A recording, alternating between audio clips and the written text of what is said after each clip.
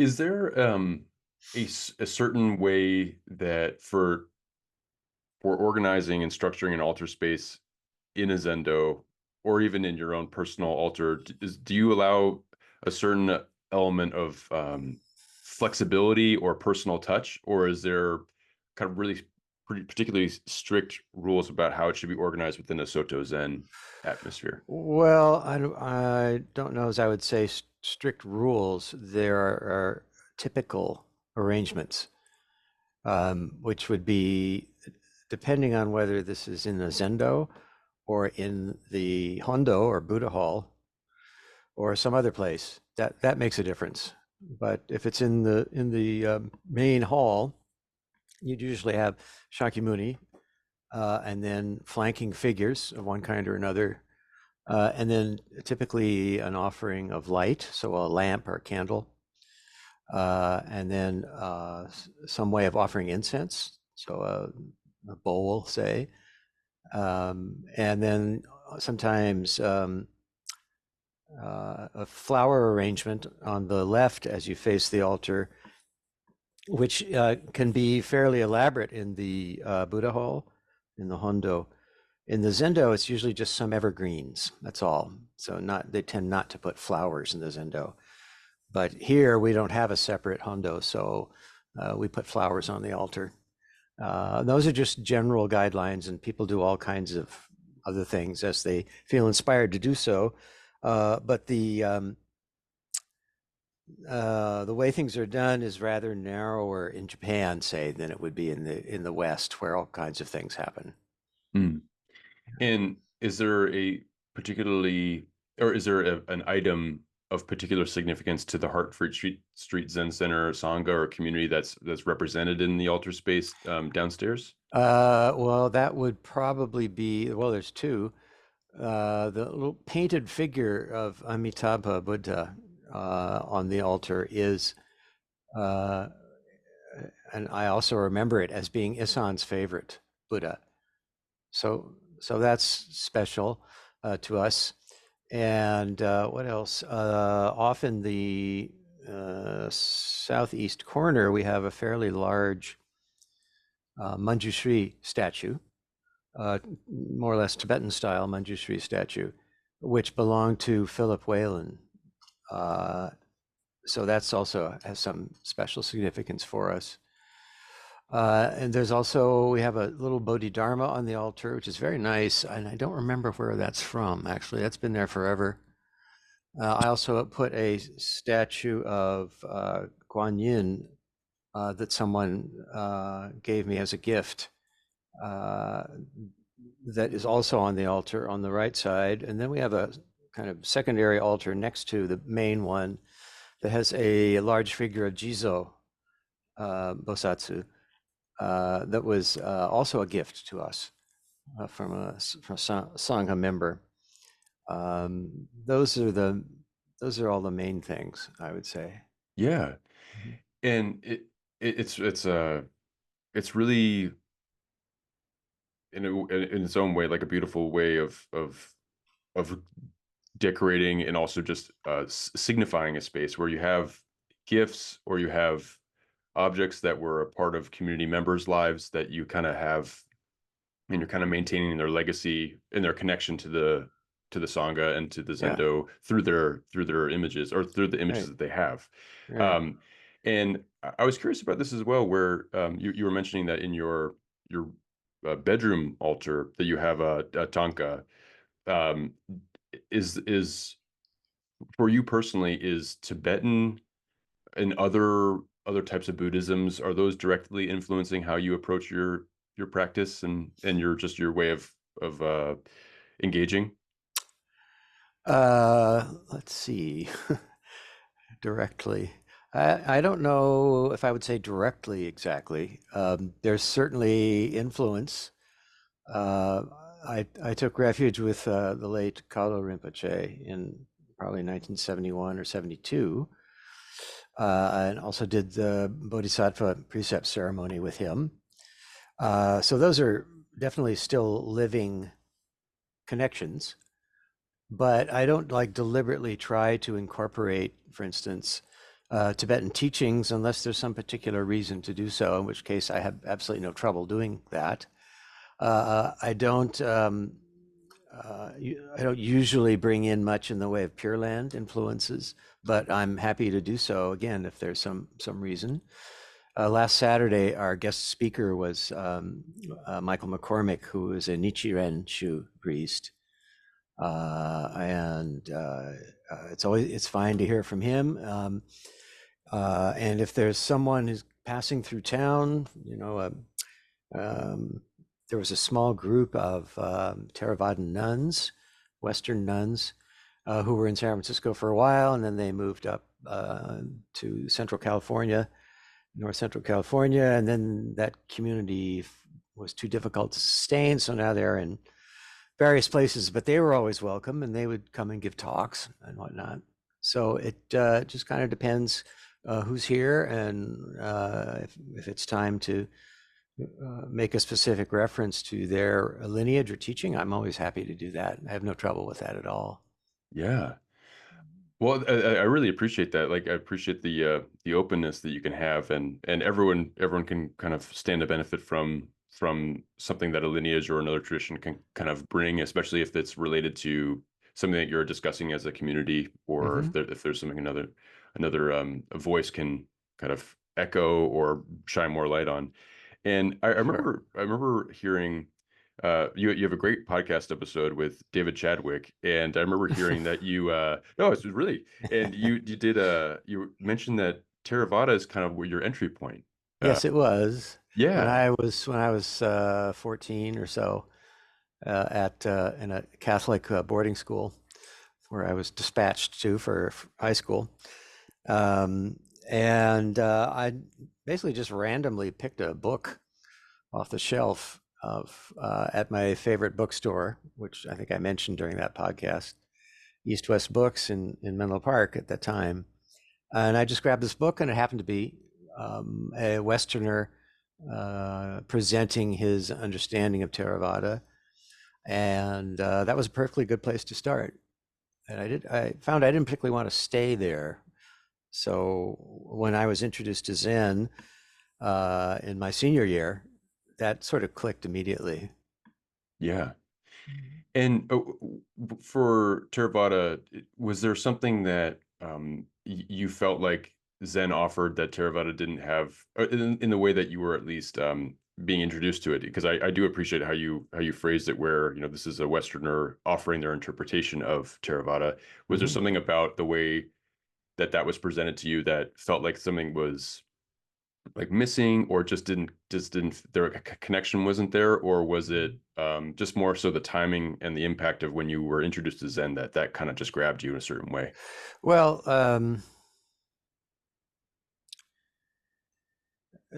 Zen has a flair for, to a degree anyway, for drama, and that was very lacking in the Theravadan approach, uh, which tends to lean towards the Arhat ideal, which is very, very cool, and desires have been banished, and I thought, oh, that's nice. That's a little hard to imagine, but okay, that's one way to go.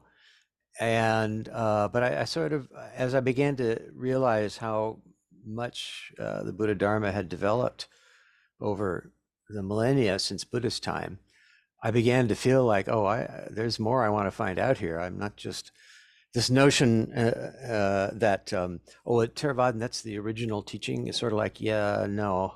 When I went to university and discovered actually that's an ideology. That's not actually the case. You could say, oh, that's kind of the earliest stratum that we have. But even that is sort of like, well, what does that mean exactly? And since then, Buddhism has, flowered tremendously, and you have all of these different lineages and traditions, um, which, of course, for uh, uh, many, many generations were vested in particular ethnic communities. Uh, and then the leap to the West, which began roughly at the beginning of the 20th century or so, uh, started a whole new efflorescence of people encountering Dharma and then responding to that in a way that made sense to them.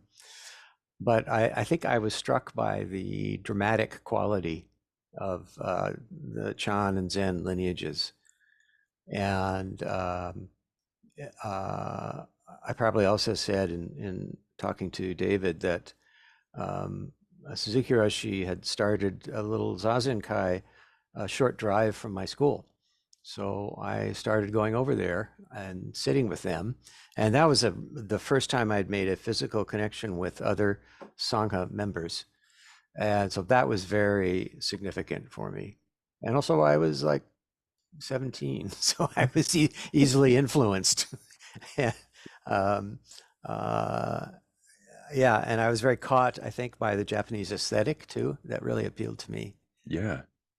Uh, Well, when it comes to like the drama element, is it the drama of this Bodhisattva Mahayana like approach where you're always going to be coming back and you're going to be facing the suffering of samsara, that kind of like continual drama of the different embodiments and things like that, or was there well, something else? that's part of it, but I would say it's more has to do with um, the focus on the critical moment of birth and death that is this life, and how there exists there the pivot or fulcrum from which one can influence one's unfolding karma going forward forever. And whether or not one accepts that the experiences some people report of awakening, as Zen practitioners, whether one accepts that, oh yeah, and that's the same thing that Buddha encountered. Well, maybe, I don't know, but it's obviously important and an extremely important transformation in people's lives. And that was basically accessible to anyone. So that emphasis on the importance and possibility presented in this very life and in this body is something that is particular to Zen, and you also encounter more in Vajrayana Buddhism. And both of those were currents that I responded to. Yeah. Well, and what was the process of doing the Bodhisattva vows, like within the Vajrayana There's a ceremony that Kalu Rinpoche performed. I don't know if that was probably not, maybe his last trip to the West or next to last. Anyway, it was like 71, 72, which I attended here in San Francisco. And it was, I didn't, I think most of us didn't really know much about the details, but there was the uh, presentation of the importance of the Bodhisattva vow and one's commitment to that vow, and how having taken it, one cannot give it away, and one should be prepared for the karmic impact on one's life. And so there was a lot of chanting and offerings, and then there was a tantric feast, which is sort of kind of interesting. So like the five forbidden substances were passed around, and everyone was to take some. And I only remember two of them right now. Obviously, the traditional list of Madana, Mangsa, Matsya, Maituna, and the other one, which I forget right now, they were presented symbolically. So I remember each of us got a handful of gumdrops, and I don't know which one that was. And then also somebody went around with a big, beautiful ewer with a big a peacock feather sticking out of the top, and everyone was to hold out their hand, and they'd pour some in the palm of your hand, and it was some liquid that had been to which had been added saffron, so it was this kind of striking gold color. And I saw people drinking, so I went, and then I went. It was like vodka or something, which I wasn't anticipating. But that's one of the forbidden substances. So that was the tantric feast, and then the vows were presented, and one repeated them in very serious fashion, and also one received a Buddhist name at that point. So, oh wait, no, the naming was, no, that was the refuge ceremony. I take it back. I forget. We received, I don't know, we were a thread or something. This is going way back, so I don't quite remember. I think something like that. We were given a thread to wear, which signified that the ceremony had been performed.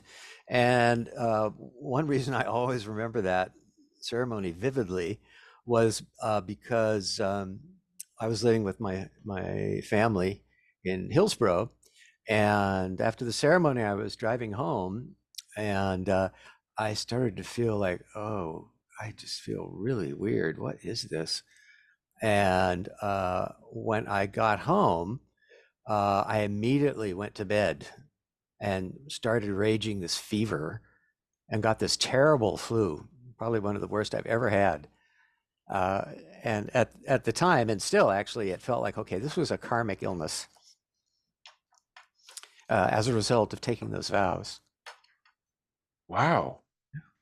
And did it feel like overcoming that illness felt as though you were like like a purging, almost like it felt like you were getting something out, or did it feel like you were was it interpreted another way for you?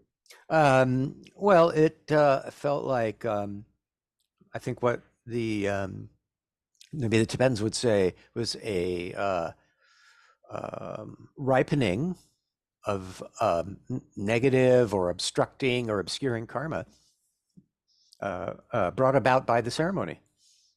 Oh, so it was a kind of like you were seeing the negative elements of your karma kind of come to the fore because of what was Being being turned around. being Yeah. suddenly ripened by the force of the ceremony. Wow. So it became like turned into a positive, or it became, Yeah, oh, I see. yeah, Okay. yeah. Yeah. A necessary event, unpleasant as it was. Yeah. Yeah. Yeah. Well, I'm sorry to hear that. But what an interesting ceremony too, because this tantric feast is an interesting element, because you are, as you enter the vow, or as you take the vow, you're doing it by way of the thing that you're not supposed to do, which is Yes. interesting. Yeah, exactly. Yeah. And Um, what they did, I'm trying to remember. Let's see, Madana Mangsa, Maituna Mudra. What they did about the Mituna, which is basically sex, I can't remember. I think there was a little somebody came around with a little maybe not a photograph, but an ink drawing of I don't know, maybe some Apsaras figure, a heavenly maiden or something, held with like the monk was holding a very elaborate, beautiful scarf. So he wasn't touching the picture, but using it to hold the scarf. And everybody basically touched that, and then maybe touched their forehead or something. So obviously, that was not going to be have any literal focus, but that was one of the five. And then there was the madana, which was the drink. And then the gumdrops were either mangsa or matsya, or flesh, to eat flesh. That was as close as we got to that. And then the mysterious one, mudra. People dispute what that actually means, but at some point it was thought to mean parched kidney bean. It's like, what? I have no idea what that's about, but possibly they served us a little powdered kidney bean. I don't distinctly remember that, but that was likely what happened. So wow. we did go through all five of the forbidden elements as part of the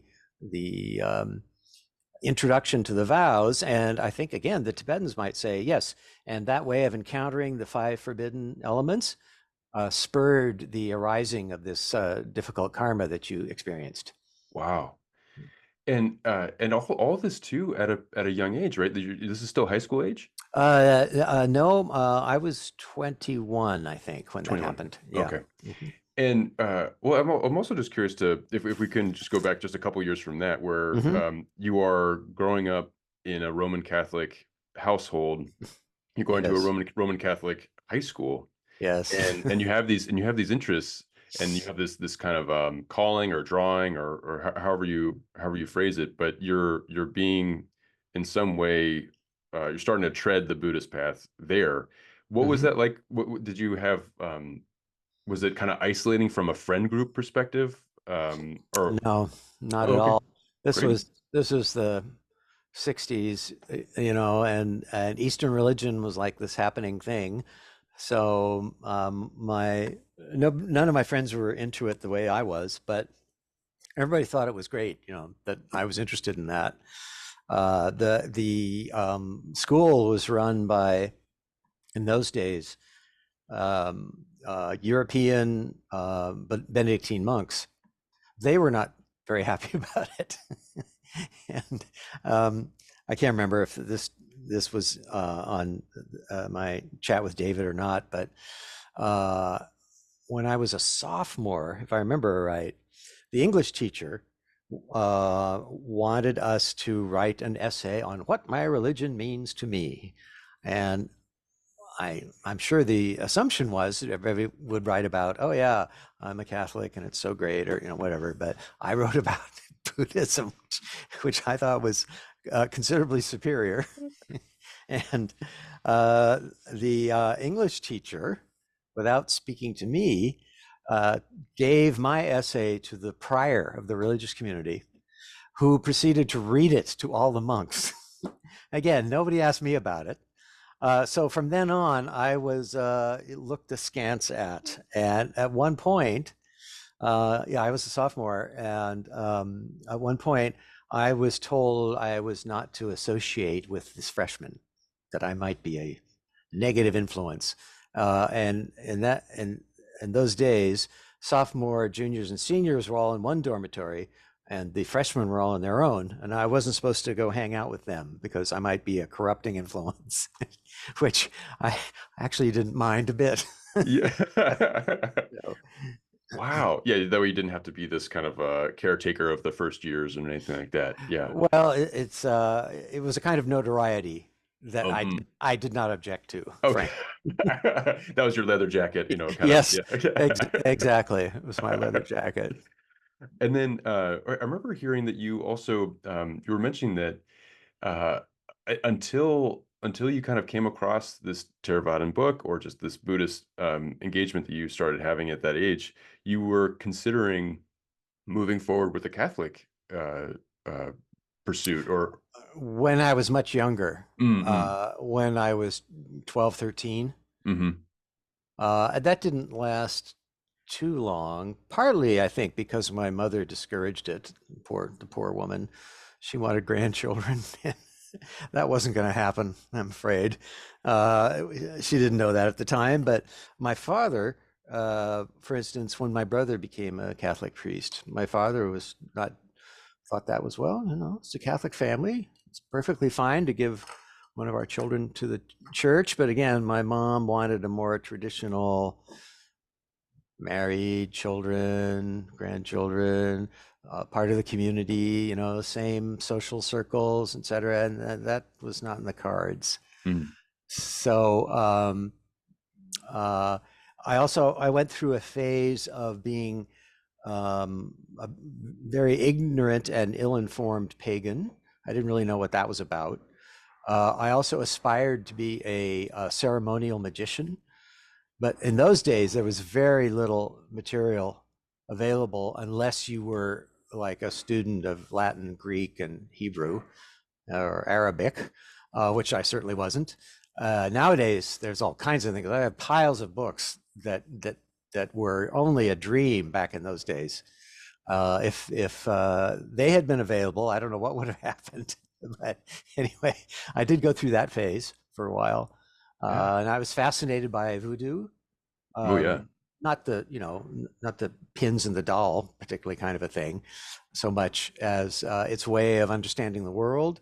So I was very drawn to all of these different religious traditions, which seemed to replace my exposure to Christianity, which was very rote, it was all Roman Catholicism was a matter of rote performance of you know attendance at mass and holy days of obligation and traditional standard prayers that everybody knew and used. And I knew there had to be more to it than that. And indeed there was, but I didn't have any access to any Christian mystics. Um, Later in life, I became friends with Brother David Steindl-Rast, who's a marvelous lifelong Benedictine monk and meditator. Now, if I'd met him, I might well be a Catholic monk nowadays, but I didn't, and I didn't meet Thomas Merton or anybody else. And I tried reading Merton, and I distinctly remember carrying one of his books, New Seeds of Contemplation, which that was a lot for a teenager. But it was kind of fascinating in a way. And one of the dormitory master saw I had that book, and he just sort of laughed at me and said, "Well, that'll keep you busy for a while," and no encouragement at all. The sense was, oh, that kind of you know infused contemplation, that's not for you, young man. It's like, oh, well, who's it for, So basically that reception, or rather lack of it, made me quite angry and caused me to deliberately turn my back on the faith of my upbringing for a while. I eventually discovered that wasn't necessary, which was great. But at the time, I was angry enough to say, fine, I won't have anything to do with it. I'll find my own religion. So I went looking around and eventually landed with Buddhism. Yeah. This is a really, I mean, I could dig into this for some time, because it's just a rich youth that you had, and very eclectic as well. But I'm really struck by, you were such a go-getter on your pursuit of religion. And like, this is like, you really sought, and you dove as deep as you could with the resources that you could. And it's not like you could just jump onto Wikipedia like you can today. You really were limited, yet you grew up in a religious household just in general with your upbringing, and then your brother went on to become a Roman Catholic priest. Yes, Do you have other siblings that also pursued things, or was it just the two of you? just the two of us. Yeah. Yeah, yeah. And is that, has that fostered conversation between your, I don't know if you're still in contact, but do you still? No, he died in 2022, so pretty recently. So, but he and I were quite close, and often talked about religious subjects. So there was never any conflict between us two. This was after my rapprochement with Catholicism, when I realized that the I don't know, barriers that I thought were there did not exist. Yeah, That was quite liberating, I would say. yeah. Well, I thank you for sharing, and I'm sorry for the loss of your brother so recently. You. But I am happy that you were able to have a continued dialogue and rich conversation between the two of you, and to find, and that sort of relationship, among other things, among other conversations with other Catholics, you were able to kind of turn your back again, or turn a little bit more to the side, and open up a little bit more to what you can get out of that kind of Catholic spirituality. Yeah, basically, I came to the understanding, if that's what it is, that genuine human spirituality all comes from the same source. And if one can experience that, then one has no trouble at all entering into other faith communities and other faith practices without being confronted by some theological crisis, which is all it would be. There are people who have those, and who are completely wedded to some theological, ideological understanding of their faith, which deliberately excludes basically everybody else. And I find that a terrible shame and not something I can subscribe to at all. That has not been my experience or understanding. Mhm. So when did that happen? I think after I had been head monk at the monastery in '89, I went to spend I don't know, a couple of weeks or so at the monastery New Camaldoli, which is down south of Big Sur. And there was kind of a connection between the monastery at Tassajara and New Camaldoli, where we would exchange visitors and whatnot. So I went to stay with them, and that's where I had a quite strong experience of being at the one of the canonical hours in the chapel, reciting psalms, and suddenly experiencing that there, in a sense, there's just the one universe where everyone is at home. And I remember almost dropping my chant book. I was so startled. I had not expected that. But that was the end of any feeling like, oh yeah, Buddhism's right and everybody else is wrong, and which I think as a younger person, I suspected to be the case, and then I finally realized, oh, that's not it at all. Yeah. You know? Wow. And did you feel like the way that that was worded was reflective of your Zen Buddhist experience, or do you think that it just tapped into your deep human experience where it just spoke to you as a person?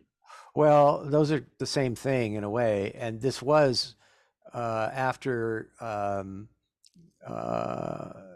fairly intensive contemplative meditative experience at the monastery during the winter. So I was in a frame of mind where that was actually possible, sort of tenderized body mind experience, very rather quiet and open to listening and watching and experiencing whatever came up.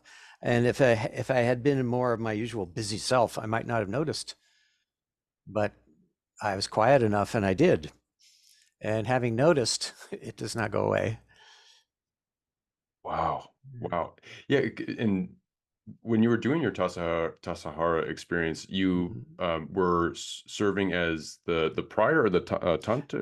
No, the head monk is just the shuso, Chuso. which is Okay. a training position that if people stay there and pursue the path, pretty much everyone will be asked to be shuso at some point.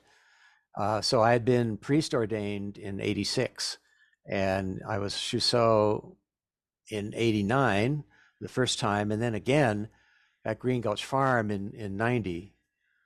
So I was Shuso twice, which my teacher asked me to do, which was a little embarrassing, but I think he wanted me to say, let's do that again. Okay. It's like, okay, that wasn't common. But since he asked, I said, okay, I'll do that. He actually asked me a third time, but, but I was in a relationship with a man I met at university, and he wasn't wild about my going away again for 3 more months. So I said, no, I won't do. I guess not this time.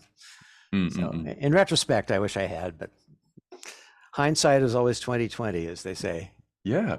Did it feel embarrassing to have that that ask or that assignment again because you're supposed to get something out of it the first time, or is it because it's kind of like another like a little honor or something like that? Well, it was kind of both. And obviously, my teacher thought it was worth spending that extra time and energy on me. Mm, mm. So I appreciated it from that angle. But there was also a feeling of like, well, again, I have to do that again. So yeah, it was the second time was in a way even more powerful. Mm. What were because they're both residential based Yeah. programs that you're doing, one at Tassajara and then one at Green Gulch. Is Yes. is there in your experiences, was there one that you felt more deeply connected to, or are they just too varied to have a thought on it? Um, well, Tassajara is most definitely the most contained and focused. So if one um, responds in that kind of environment, that will always be like, for instance, that's still my regard as my spiritual home in a way, even though I haven't been there in years. They don't invite me down there anymore. But so that's always kind of like the uh, the most intense experience of practice that I'm familiar with. And then Green Gulch is just a little bit, somewhat less. Mm-mm. Green Gulch is also not in the city, and kind of to a lesser degree, but still significantly kind of self-contained. So being there is also a very it can be a very focused experience, um, but not maybe not quite as much as at Tassajara. I think probably most people would agree with that. Mm-mm. But they're both. I definitely love both places. Yeah. And go ahead. And at when I was at Green Gulch, I spent a period of I don't remember how long, a year and a half, as my teacher's assistant, which was really special. That was really great. And this is with Reverend Anderson. Yes. Yeah. Yeah. Yeah. What was that? What was the teaching assistant experience like? Well, I was like the incense carrier and helped him with books he was working on. And occasionally, if he would be asked to go do some ceremony, I would go along as like, altar boy kind of a thing. But the main thing was I had not constant, but frequent access to him. And that was very important because I was very into the Zen tradition of engaging with the teacher uh, whenever the spirit moved, and it often did. So I was often asking him, stupid Zen questions, uh, uh, which maybe would seem silly from a certain point of view, but they have their purpose and power. And I was able to do that over and over again, and that was very important in my own practice and training. So that was a real gift. Yeah, I'm so glad that you had access to him, and I have never met Reverend Anderson, but I've seen some YouTube videos. I have some of his books that I've peeked at. I haven't Hmm. dove fully into. Seems like an incredible resource for wisdom and understanding Zen, and he delivers Dharma talks in a way that is just so engaging. Yep. So I'm really glad that you were able to have such close access to him. Hmm. And I had a couple questions on this, but one of them is, um, with access to a Zen teacher, to your teacher, is this a Zoomable experience, or does it have to? Do you all out kind of endorse a in-person relationship with your teacher? Well, you're going to hear all kinds of things from different people, so I can only speak for myself. But to be physically present with the teacher, I regard as indispensable. And I know other fellow clergy who say, "Oh, no, no, uh, my Zoom relationships with my students are very vital and important," and can see how that could be, but I didn't have to do that. I was able to be present with the teacher, as they say in Zen, in the room. I was in the room with the teacher at Tassajara and at Green Gulch, and I just don't think that's the same as having an electronic connection like this. That physical presence is different and in an important way. So I know there are people who will do precept ceremonies over the internet, and I think a few people even do clergy ordination over the internet. And I'm like, are you serious? It's like, okay, I don't want to argue with people on such points, but I would never dream of doing that. honestly. Yeah. I want to be present with the person. Yeah. And I to your point, I feel like there are, I mean, not that I'm relatively new to all of this, but there is this feeling that the Zen teachings aren't just the words that in the exchanges in the conversations that you have with the Zen teacher. There could be a very meaningful moment that you can get by being in the room and observing a teacher pick up something that they dropped, Yes, or interacting with just a mundane object, yes, so to speak. And especially in Soto Zen, I think that's true. yeah, yeah, and yeah. So I hear you on, and like with Zoom, there's a certain frame limit, right? You can't Yeah. see me do everything else I'm going to be doing in my room. Hmm. So I hear you on that.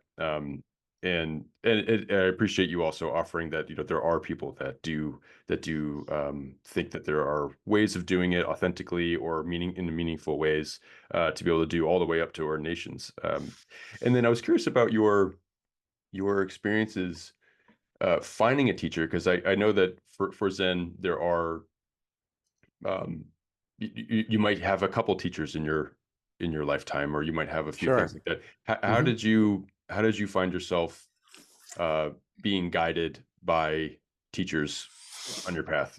Well, I was fortunate to meet Suzuki Roshi and have Dokusan with him before he fell ill. Basically, not just a few months before he fell ill. So I wasn't able to pursue an ongoing connection with him, and I fancy that he knew that wouldn't. I was this neurotic 19-year-old when I met him, and I think I had the sense that, looking back, that he knew that he wasn't going to be able to have me as a student for a period of years, which would be ideal. So instead, he taught me how to sit, basically. And after we'd talked for, I don't know what, 20 minutes, he said, okay, let's just sit together. And we did Zazen. And at the time, I kept trying to figure out what's he doing. I had no, he was just sitting there. And that was an incredible transmission to me. And it would be many, many years before I appreciated it. So Tsukuyoshi fell ill and died. And not long before that, his student, Sentatsu Baker, came back from Japan, where unfortunately he had mostly been practicing Rinzai Zen. I wish he hadn't done that. But anyway, he did. And I was very taken with him. He was a very charismatic, handsome, tall guy, spoke really well. I had no problems with English. And so I pretty much immediately glommed onto him and said, okay, I'm studying with that guy. And that lasted 13 years, basically, Wow.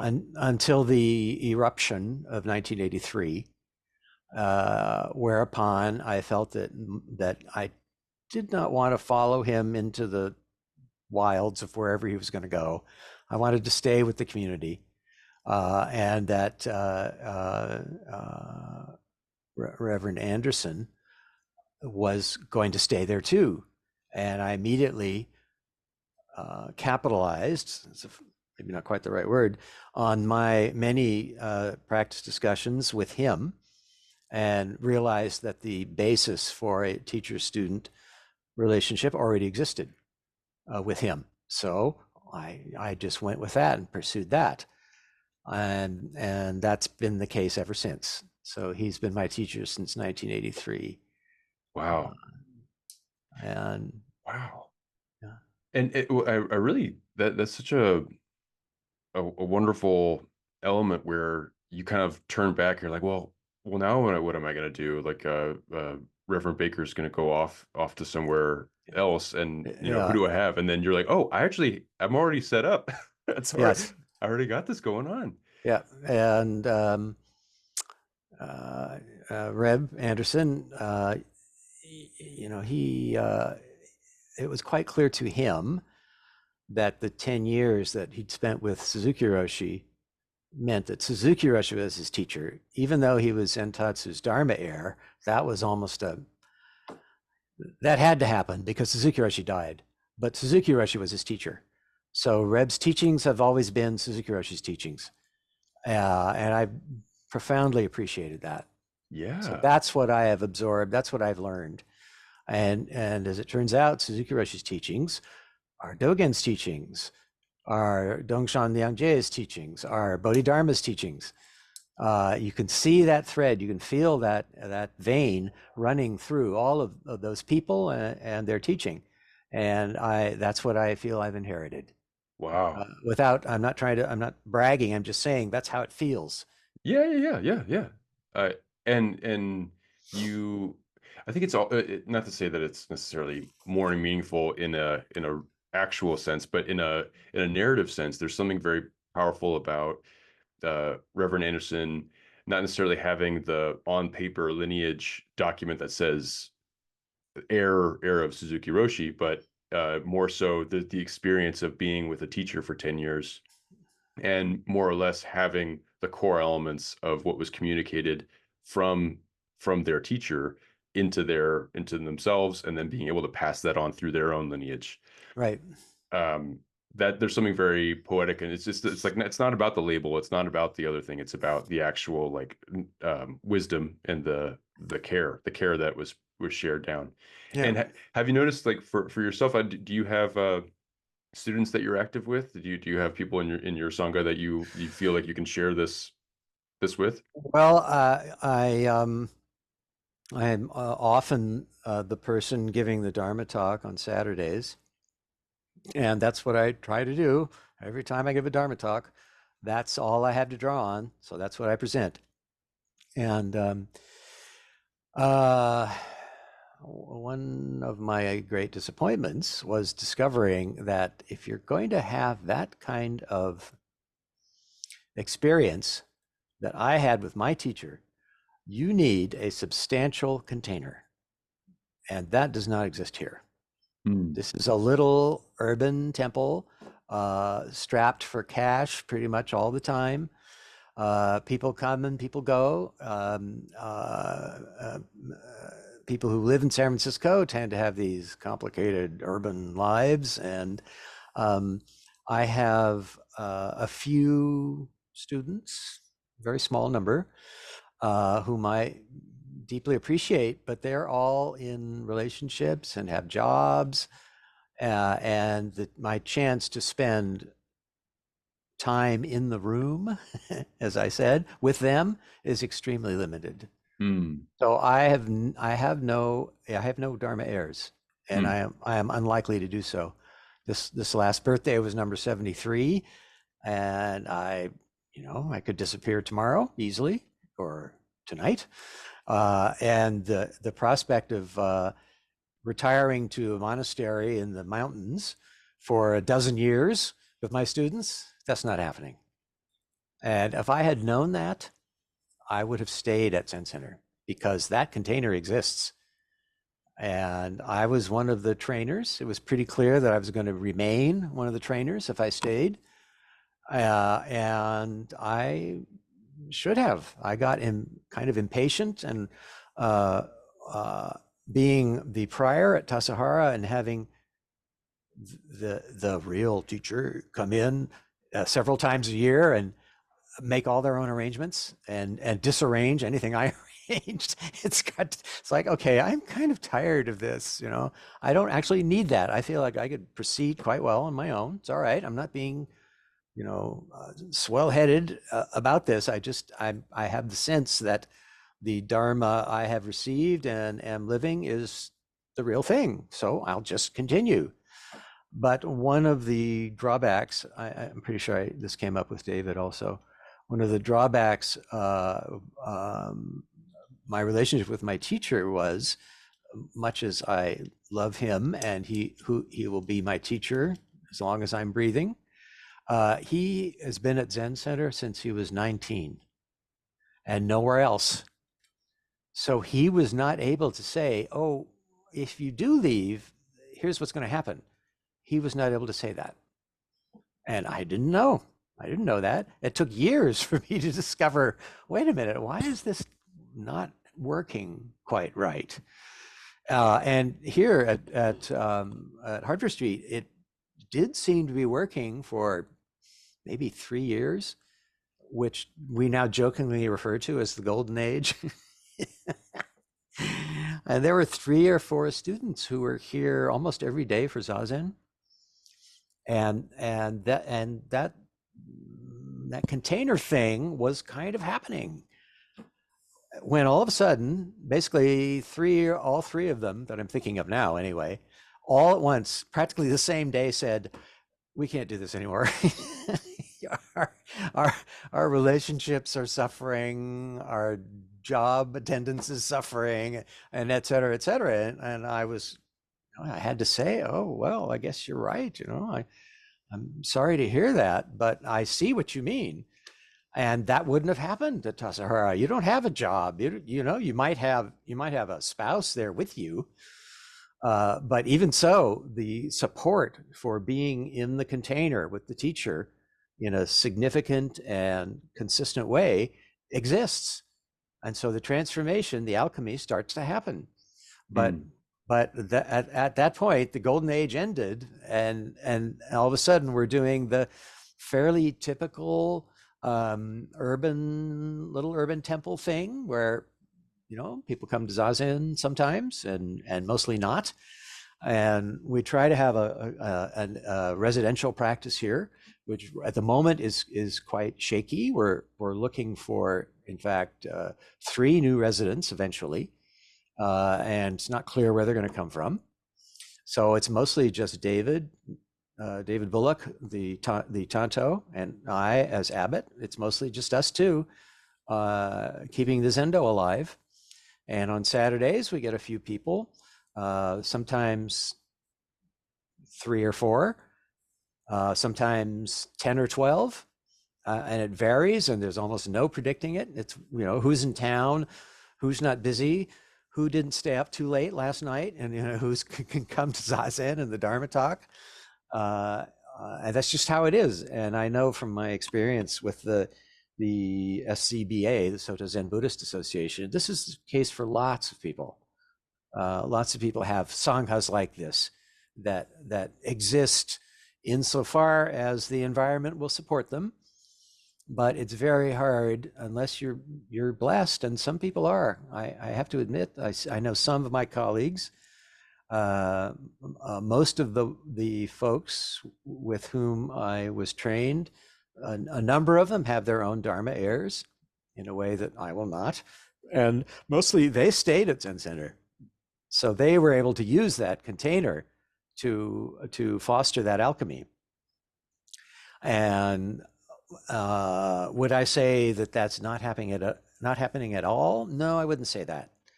But I would say, oh, you know what? It would take, at this rate, 20, 25 years with a student to foster that alchemy.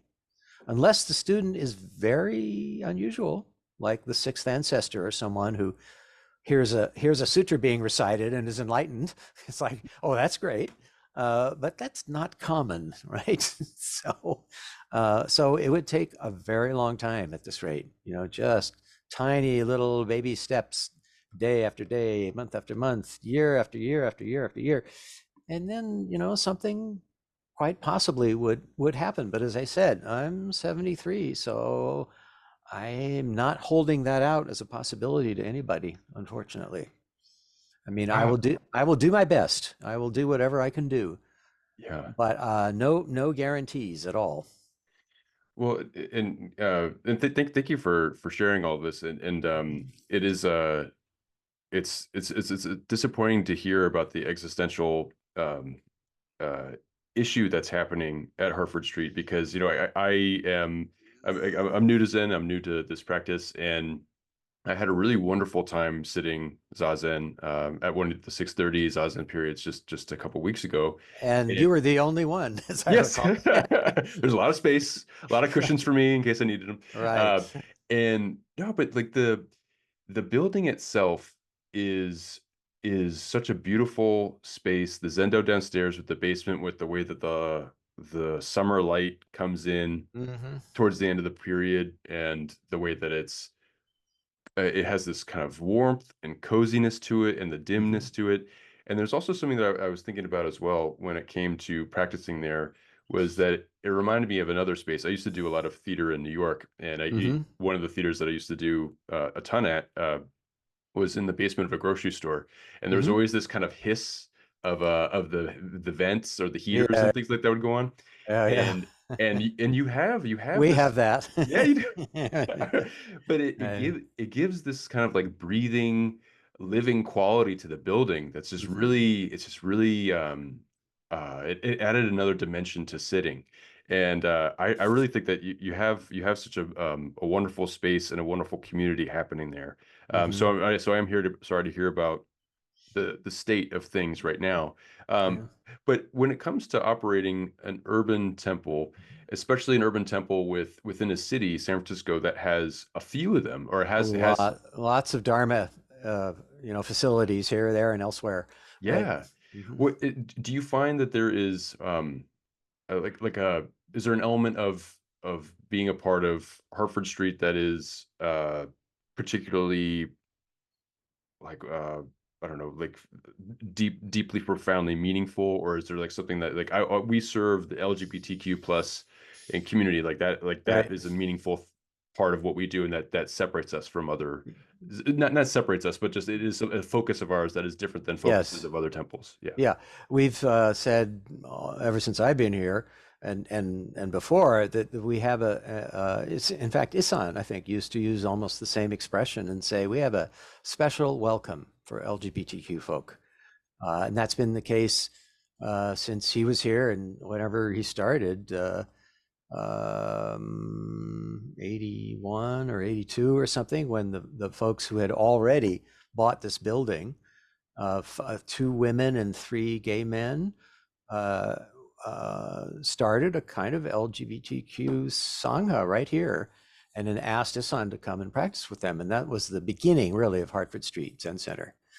And so ever since then, there has been that special welcome. And what has changed, as I'm sure I've said many times elsewhere, is that the neighborhood has changed. And it's no longer such an LGBTQ neighborhood as it used to be. It's much more mixed. And so our natural constituency is kind of dispersed. So we don't have that to draw on. And Mhm. that's a significant issue. Of course, the traditional Buddhists would say uh, the fact that this has been a Dharma center since the 70s acquires, it acquires some power of its own. And I think a lot of people experience that, apart from who happens to be here. Um, and of course, it has its own history. And we get every year we get a few people who've read Street Zen and they want to visit the place. So that connection is genuine and keeps happening. But you're right that the place has its own gravity as a Dharma center. And if people are even a little bit sensitive, they can experience that. So that makes sitting here not quite the same as sitting in, somebody's garage or living room, which is also great, but won't have the same sense of a depth or an extent of time behind it. Yeah. And that can make a difference. Well, also just the very history too of the building, because I understand that it Mhm. at one time, yeah, so it had the with Isan there was like there was a Sangha that was operating there, and then it also had an operating hospice, right? That was a part of Yeah, uh the Issan care of the facility. started Issan started the hospice basically with one sick guy that he encountered, I forget, in the Tenderloin or something. Saw this guy was deathly ill, and no one was looking after him. And he said to the Sangha, Issan said to the Sangha here, let's take him in and look after him. And that was the the inauguration of the first and then the only hospice for AIDS patients in the world, basically, as far as we know. And it went from one person up to, and it turned into a 9-bed hospice, which included the building next door. So when I lived here in 95, 96, there were there were always basically 9 residents who were men dying of AIDS. And that was a very significant thing to do. And of course, he was justly famous for having brought that about. And of course, before those five folks bought this place, it was a Dharma Dhatu. So the Dharma connection goes back even further. And I don't know how many years the Dharma Dhatu was here before they moved to a bigger place in the mission, but that also counted. And our Zendo used to be brightly painted with these red pillars and stuff in Vajrayana fashion.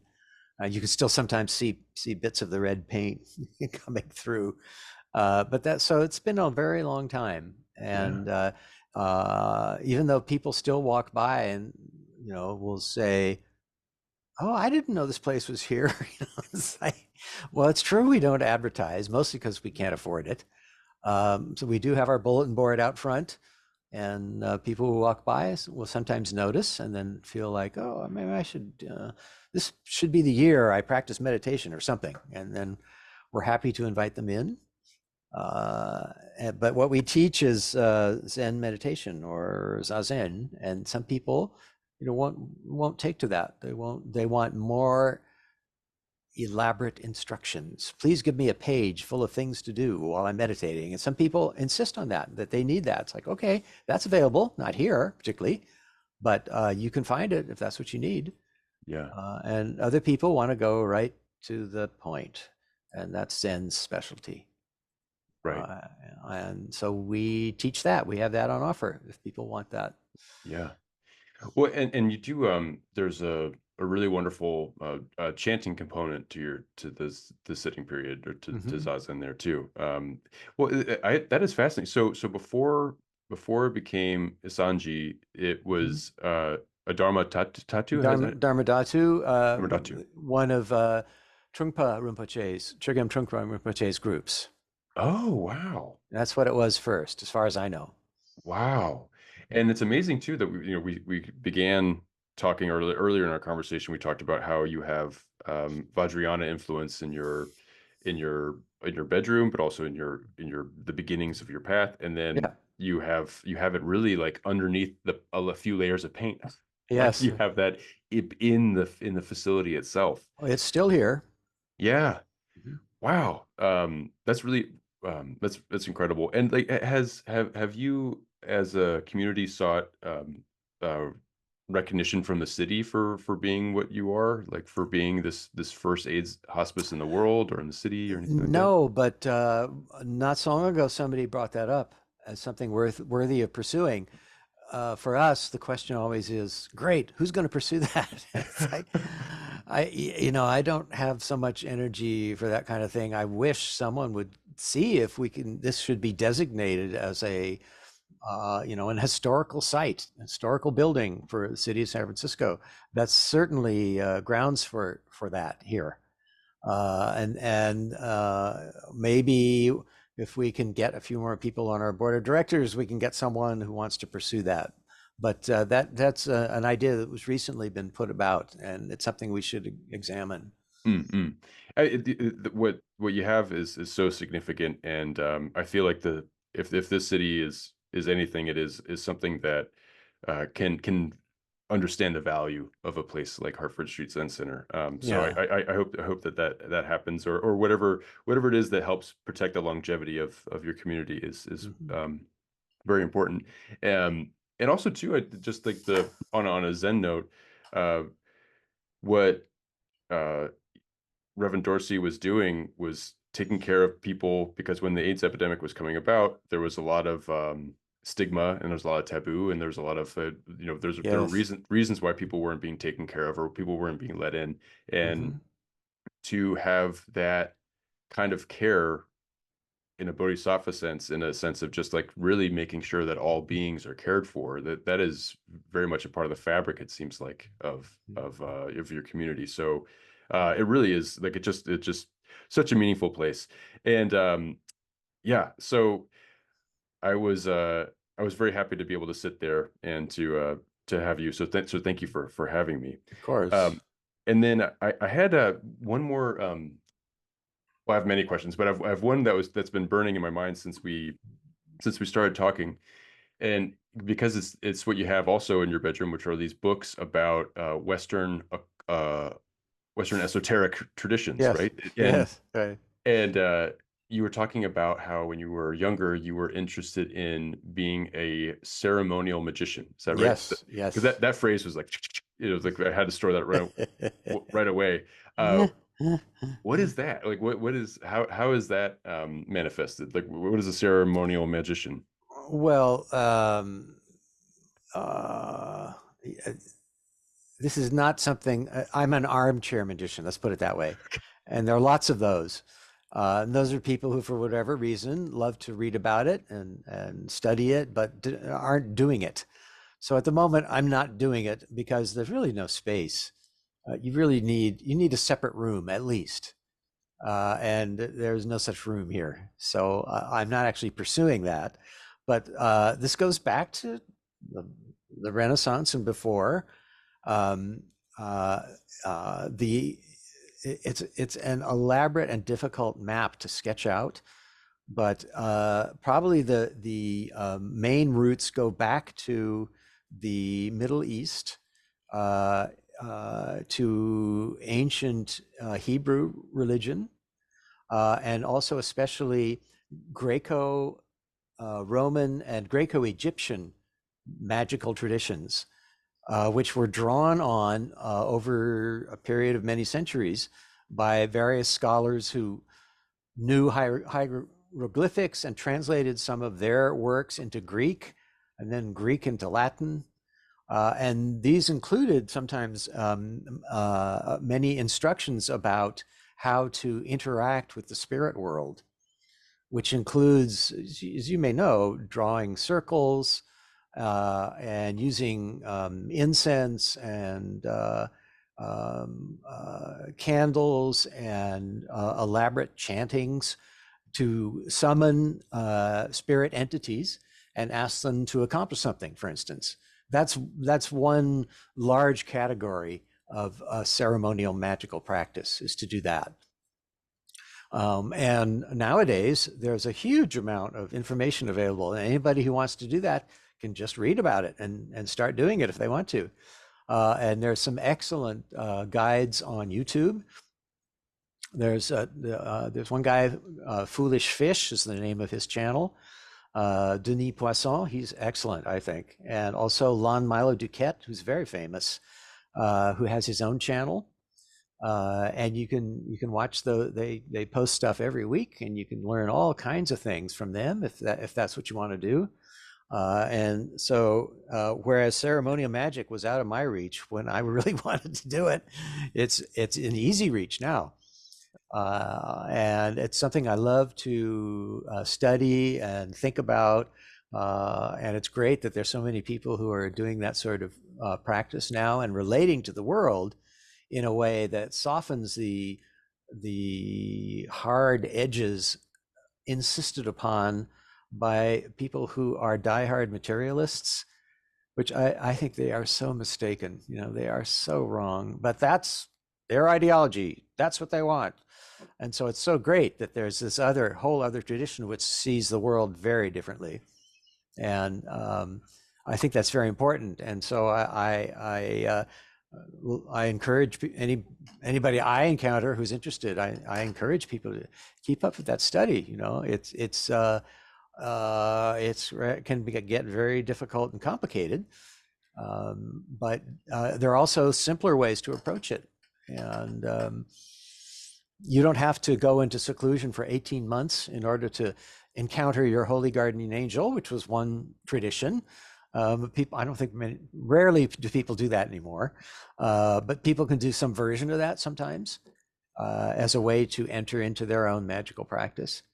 And some of these people, like the two guys I mentioned, they're quite sophisticated. They're not just like pie in the sky trying to fool people and get their money. And there's none of that going on at all.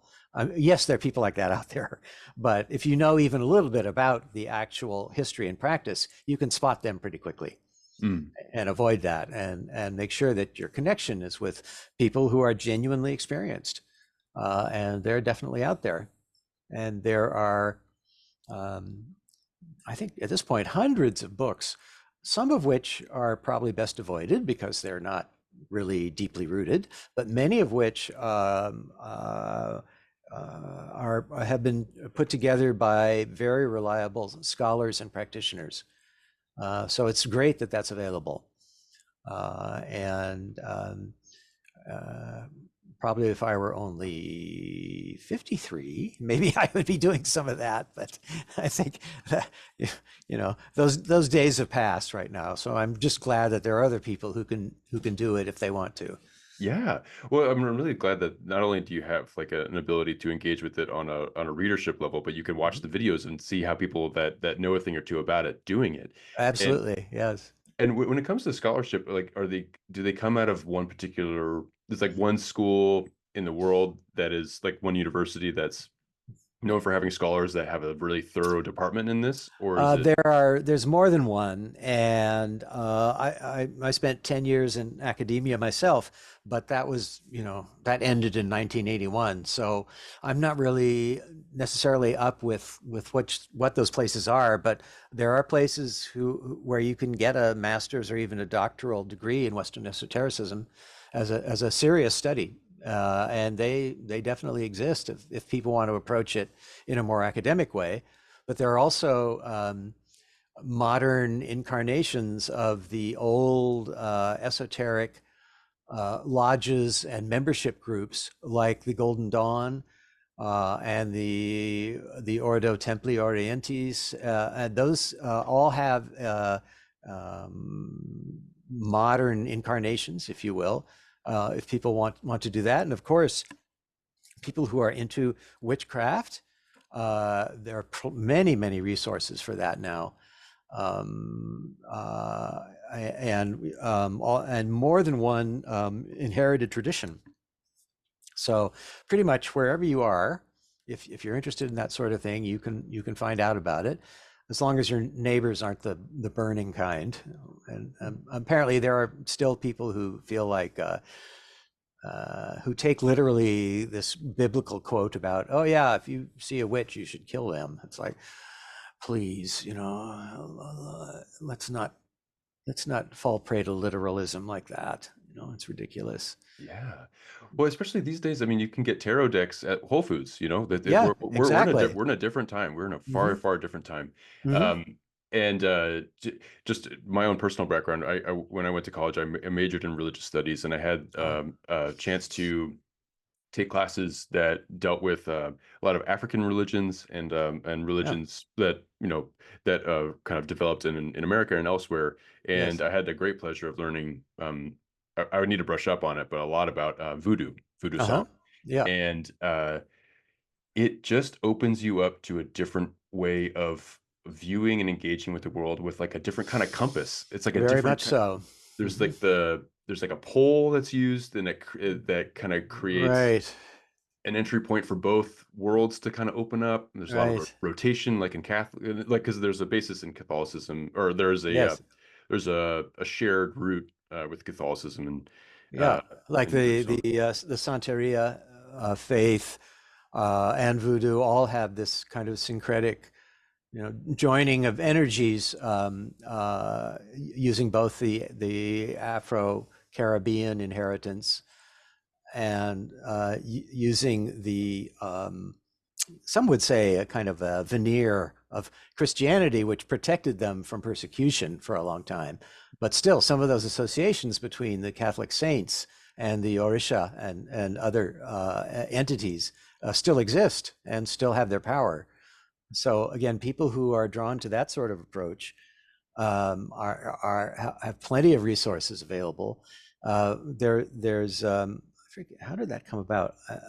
At some point I learned that there was a genuine Santero here in San Francisco. There's more than one, but I learned about one in particular, and I asked if I could have a consulta with him, uh, which was very interesting experience.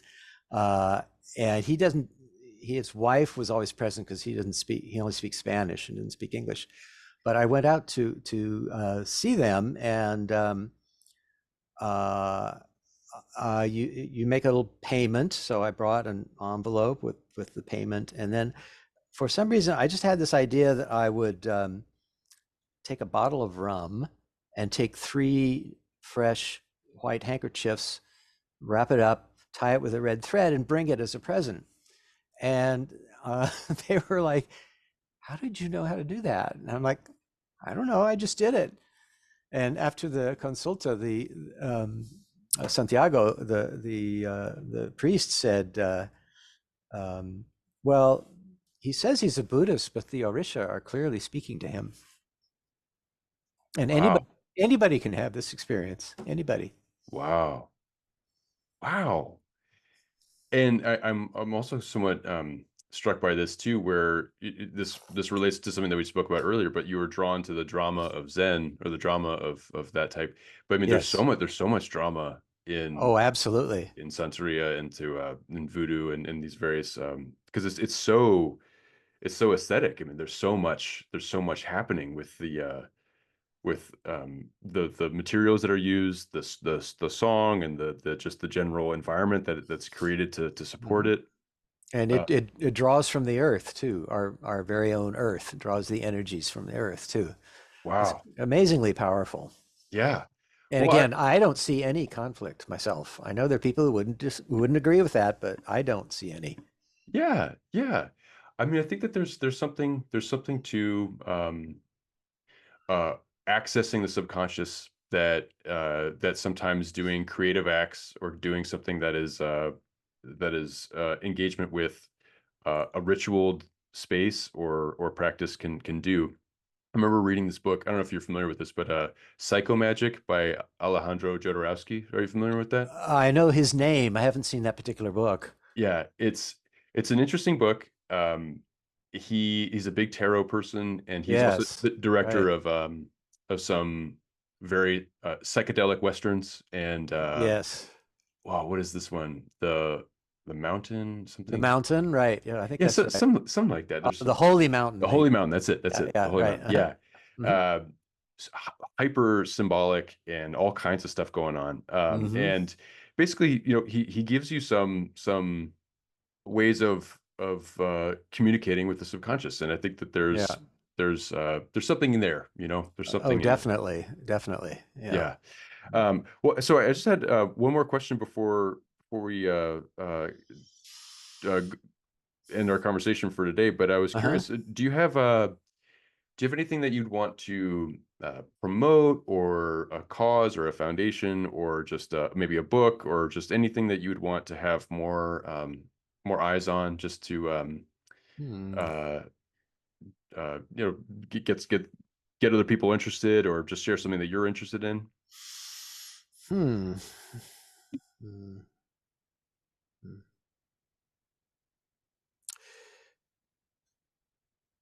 Well, I guess nothing particularly concrete comes to mind, but um, I would ask or suggest anyway that people be very sensitive to the seductions of materialism, which can look like it presents a solid and reliable version of reality that you can always depend on. And but I think, for instance, Carl Jung would agree with me that that way of looking at our humanity and our world cuts off a source of our nourishment and energy that is disastrous to lose. And I find that to be the case. Our committed materialists are missing something extremely important in their lives. And it's easy to pass that on to someone else and get them to dismiss, oh, all of that woo-woo stuff, which is extremely shallow way of understanding things. So, that's not a cause. I don't have a club or anything that I can ask people to join. But if one studies that question, for instance, is materialism the real answer to everything? One can quickly find that actually no, that actually that's not so. Even though there are people who swear that to be the case, uh, do you want to cut off a piece of your life like that and leave it to atrophy? It's like, yeah, don't do that. You know, it's not necessary. It's not helpful. It will not save us to do that. In fact, quite the contrary. That is what's gotten us, I think, by and large, to the serious situation we're currently in. So don't go that route. Watch where you put your feet, Mm. and be skeptical. Be skeptical of people. You can be skeptical of me, and be skeptical of those who claim that they've figured out the universe as being entirely materialistic. It's like, yeah, no, it's not actually. So don't go that way. Yeah. That's not much of a message, but that's all that occurs to me at the moment. No, that's a huge message. And Mm. I often forget about this. I don't know. I really know how to even put it into words, but just like this chance that we get to live in this moment between life and death that we talked about earlier, that is on this earth, that is in this zone of our solar system and all that, that just lets us be and Hmm. experience so much. And you can't commodify that. And Right. if you look for it only in status or the various things that are related to material culture and world Right. needs, it's just you might not, you might just forget to to really live it, to Yeah. live. In a sense, you will starve if you do that. Yeah. So what is a word or a phrase that's the opposite of materialism in this way of like, so would you, instead of going down a materialistic path, it would be going down a Well, people say all kinds of things, but if you say like spiritual, then a lot of people will shy away from that. Religious, even worse. People will run from that. Um, Maybe for some people, it would be enough to say non-materialism. You know, turn your back temporarily on the materialist path, realize its limitations, realize how important and powerful the scientific method is, but that it's limited. And the same is true of reason. Don't believe the European Enlightenment folks who say, "Oh, reason is everything." It's like, yeah, no, it's not. And among others in the West, Carl Jung is one of the greatest exponents of that. And there are many other, I would say, modern Jungians who have a tremendous amount to offer, and who are able to make very plausible the notion that the human unconscious is a critically important organ that we possess and inherit and can rely on. And to pretend it's not there or to discount it is a terrible mistake. Hmm. Absolutely. Um, I'm trying to do better about sleeping, not just because it's good for your body, it's good for everything else, but in the way of like Kazan, the way that he would interact with dreams and like With dreams, uh-huh. and understand their importance. And I know Jung is big on them. I I just I want to leave those channels open, you know. Yes, So, exactly. I hear that. Well, Reverend Mio, thank you so much for speaking with me today. My Um, pleasure. and I look forward to speaking with you again soon. Oh, well, I would be happy to do so, and thank you for the opportunity. Of course. Okay, please take care of yourself. You as well. Thank you. Okay. Bye. Bye bye. Bye.